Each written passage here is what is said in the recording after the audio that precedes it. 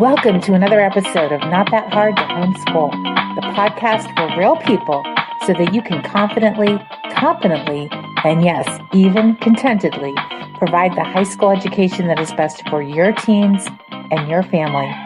I'm your host, Lisa Nehring from notthathardtohomeschool.com.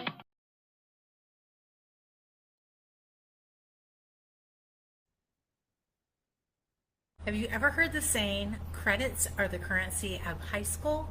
Well, let's talk about what a credit is, because if you have a student entering high school, I know you're somewhat aware of what a credit is, but do you really know what it is and how to use it as you create a high school program for your student? So let's talk about a credit. A credit was developed by the Carnegie Foundation, and it is basically a measure of the work that high school students do. So one high school credit, also called a unit, is usually 120 hours of work. Now, you might have heard it's 120 to 180 hours of work, but at True North Homeschool Academy, like many other academic institutions, we use 120 credits of work for a typical high school class, and then if students do 180 hours of work, we count that as an honors level class. So high school credits are based on not only hours of time on a subject area or in a certain area, but also rigor. So a lot of people want to say, hey, can I use Story of the World as just an example for a high school level class? It's not really at the level of rigor of a most high school level program. Now, if you have a student with special needs or learning challenges or whatever, you can absolutely use whatever curriculum is going to work for them. That's a whole different discussion, and we do have blog posts and articles about that. So if you're curious about how to create a special needs transcript, let us know and we'll send you a link to some resources. But for a typical high school student, they should be putting in at least 120 hours of work a year for a high school credit. Now, a lot of interesting things are happening in the world of education right now. If you follow our page at all, you know that we post about this frequently. Just did an interesting post today about grades. Interesting stuff going on. But there's some interesting things happening with credits too. The Carnegie Foundation really put together what a credit is. And the Carnegie Foundation right now is also reconsidering what a credit is. So they are actually doing some experimental research in schools to see if project-based learning is a better way to evaluate and assess what students have learned in high school than a traditional credit. The vote's not in on it yet, and until Carnegie puts out something really, definitive, I think it's really best for homeschool parents and those of you who have your kids in charter, ESA, and private schools to really follow a traditional credit path, because that is the language that all education understands. And if you want your student to go on to higher education, to get a bachelor's degree or master's, etc., or into the military, all those institutions are going to understand a credit, and they're going to want to see between 21 and 28 credits on your kids' typical transcript. Okay, now there's a lot of ways to credit your students, and in my experience over a decade of doing academic advising with homeschoolers literally around the world who've gone on to college, university, the military, Ivy Leagues, military academies, the whole smash, most homeschoolers undercredit their kids. Most of you guys, because your normal is so normal to you, you don't understand all the cool stuff that you're doing that you could actually give your kids credit for. So if you need help with that, we're here for it. We offer a 2-year free academic plan that is going to just help you understand the next couple years, and we also offer 15 minutes of free academic advising. And we've actually literally done dozens and dozens and dozens of free academic advising sessions this summer. We had a whole deal in June where we were doing free, full-on academic advising, where you got the 4-year plan and lots of additional resources and stuff like that. So fun. I love doing academic advising, as does the rest of our team, because we love finding out about what the cool things are that you're doing and how we can help you get to where you want to go. So just be aware of what a typical course of study is, and that most places next are going to want to see between 21 and 28 credits on a transcript. That doesn't mean you can't have more. If you have fewer than that, I want you to look at things like, did you credit PE? Did you credit the scouting organizations that your kids are in? Did you credit any hobbies? Did you credit cooking or life skills? What other things do you do that are your normal that you might have overlooked credits in. And if you need help with that, if you need help finding credits, and I'm not saying making them up, because a transcript is an accurate record of the work that you've done. So I'm saying find the credits that you've already done and put that on the transcript. That's all I'm saying. If you have trouble with that, sign up for our 15 minutes of free academic advising, and we're going to help you out with that. Or sign up for a paid program and we'll just do an hour of academic advising with you. We'd love to do either one.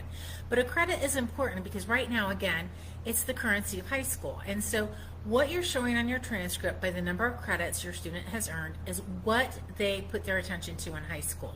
This is important for several different reasons, because if you're going to college or university, you really need to be asking the question, how am I going to pay for this for my kiddos so that they don't graduate with a lot of debt, so they have a strategy to graduate in a specific number of years and all those kind of things. So those credits are going to help you not just get into college, because everybody can get into college at this point.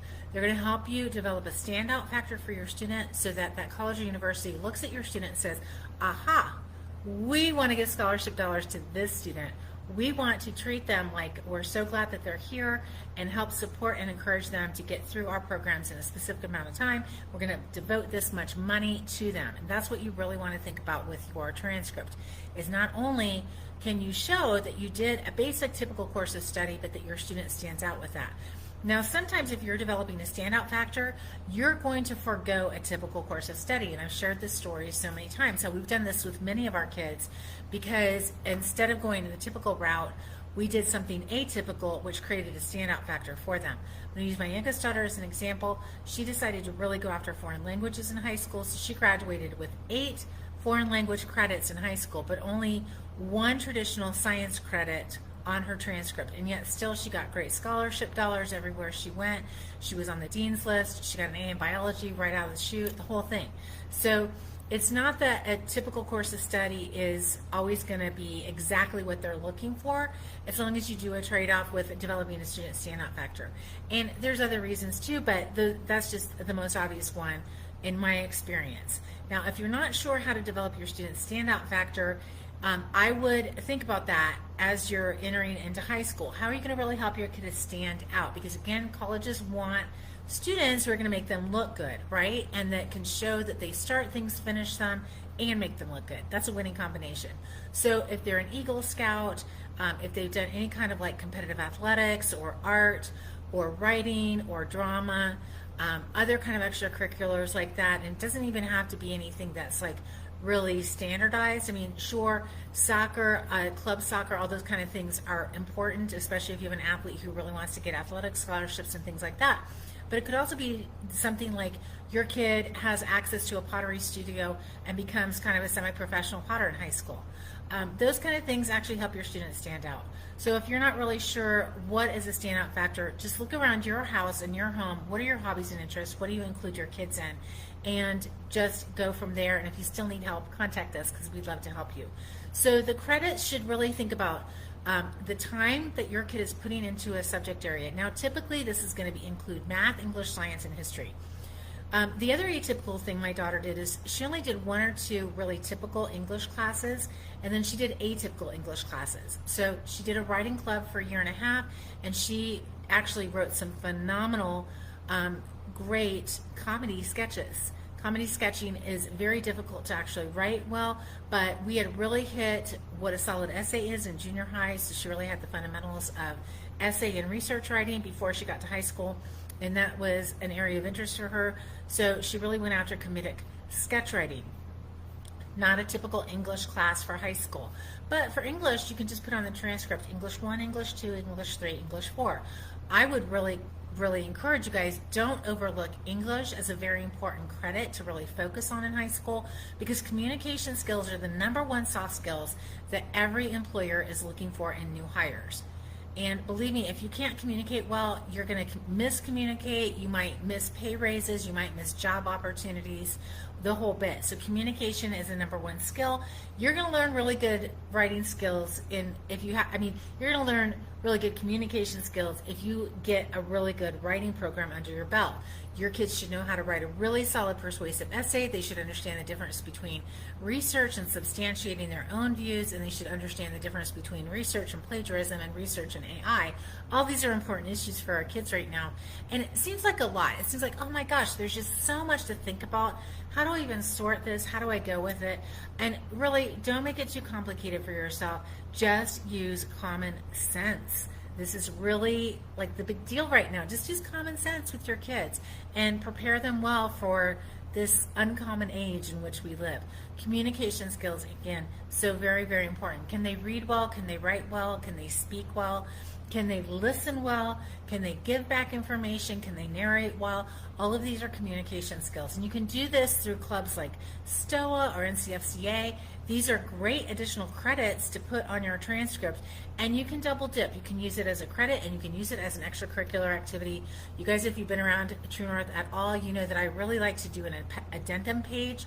Again, as you turn in your transcript, I think those days of just turning in a one-page academic transcript are over, because again, you want your student to stand out and you want scholarship money to flow your way for your student, right? So do that on an addendum sheet if they won any awards or they went to state or regional or anything like that. And then you could use it for credit too if you want to. So it can be both and. Pretty cool. Okay, so typical courses: study, math, English, science, history. Don't forget foreign language. Don't forget field trips. Don't forget those family trips that you guys are taking where you're doing some really great educational stuff. You can actually credit some of that. You can really think outside the box for credits. Just think through, what is the rigor? Now, I was in a Facebook thread yesterday when somebody was asking about how do you generate quizzes and tests for homeschooling, and that question, it's not the actual question that was being asked. The actual question, and I checked with the person who was posting this, and the actual question, in fact, was, how do I assess my student? Because not only on the transcript you want the name of the class, the credits, but you need to have a grade. How to assess your student. And of course you can assess your student with quizzes or tests, but you can also use papers, projects, presentations. There's a whole wide variety, digital escape rooms, any kind of gaming. There's a whole wide variety of assessment tools that you can use. You can go into Canva and use, there's bingo cards and quizzes and tests right there. You can go to Google Forms and create forms for your kids. So you can make it very, very formal, or you can make it very informal. When I was teaching Latin online, we did an informal assessment every single week. Believe me, within 5 minutes I can tell who had done their homework and who had not done their homework. Because, I mean, as teachers, we understand what the student needs to know when. And so you can just do basic informal assessments of your kids as well.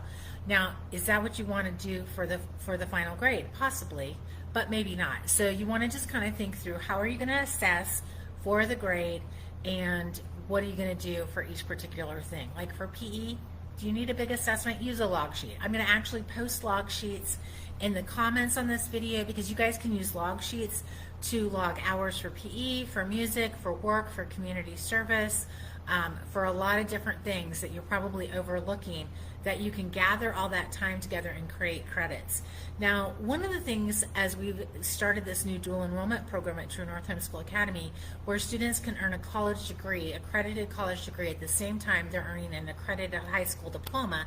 Wow, let that sink in. Pretty amazing stuff. It's the Wild West in education, and we're going for it.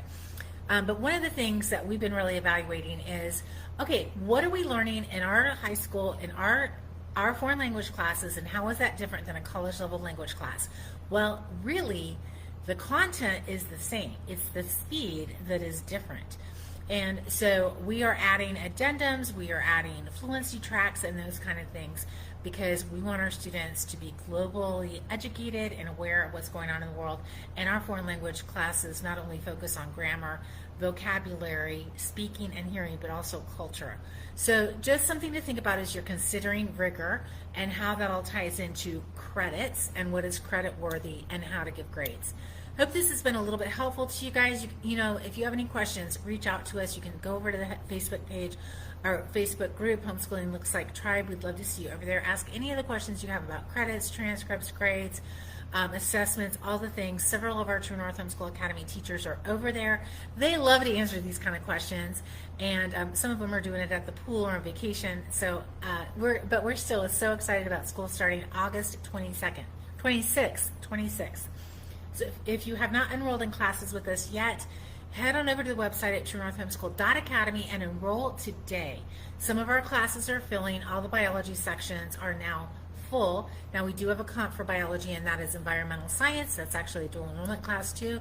So you can jump into environmental science. Melissa Grande teaches that, and anybody who's had classes with Melissa Grande knows that they are in really good hands, because they are going to get the best science class on the face of the planet, bar Kristen Moon's classes. So you're in great shape with Melissa Grande. But some of the other classes are getting very, very full, close to full. We want to make sure that you get the classes that you need for this coming fall. Now, I've talked to several of you on the phone the last couple of days, and you're like, oh my gosh, we were on vacation, and several of you have had surgeries or medical issues, and God bless you guys. I know that's tough in the summer, but you're calling saying, can I get into this class or that class? So I want you to know, if you have any questions or need help creating a schedule for yourself, you can jump onto that 15-minute free academic advising.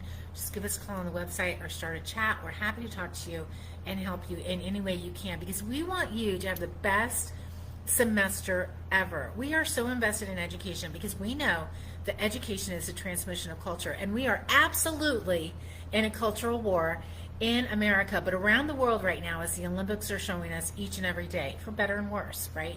We are absolutely in a cultural war, and one of the things we believe at True North Homeschool Academy is that we can really support you, parents, as you're home educating your kids or considering a private school option, which is if you take classes, a full program at True North Homeschool Academy, we're your school, we're your private school, and so we can provide that testing, grades, transcripts, the whole smash for you right here at True North Homeschool Academy. Will be fully accredited by Cognia. So proud to be part of the Cognia family in October. But you guys know we're in a culture wars, and we want to support you as you're raising up your kids to stand firmly. And the thing is, we don't want your kids to fall.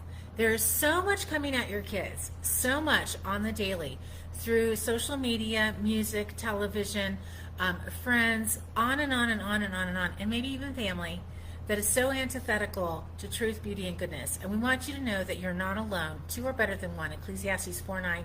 This has been a guiding verse at True North Homeschool Academy since we started in 2018. Two are better than one, for when one falls, there's someone else to pick them up. And that's what we hope you see True North Homeschool Academy as, is somebody who's linking arms with you as you're raising and supporting your kids to stand firm for truth. And anyway, we'd love to have you on board this coming year. We, the teachers have been working super hard, getting classes ready, and again, we're just so honored to come alongside of you as you do the very intentional and, let's be honest, challenging work of educating your kids. And if you have decided to really be the force in their life that's going to mentor and determine and decide what classes and what programs your kids take, that's like a lot to deal with. So we're just, again, honored to come alongside of you. Let us know if you have any questions. And again, enroll today because classes are filling, but we want you to be part of the great things happening at True North Homeschool Academy. We will talk to you all soon.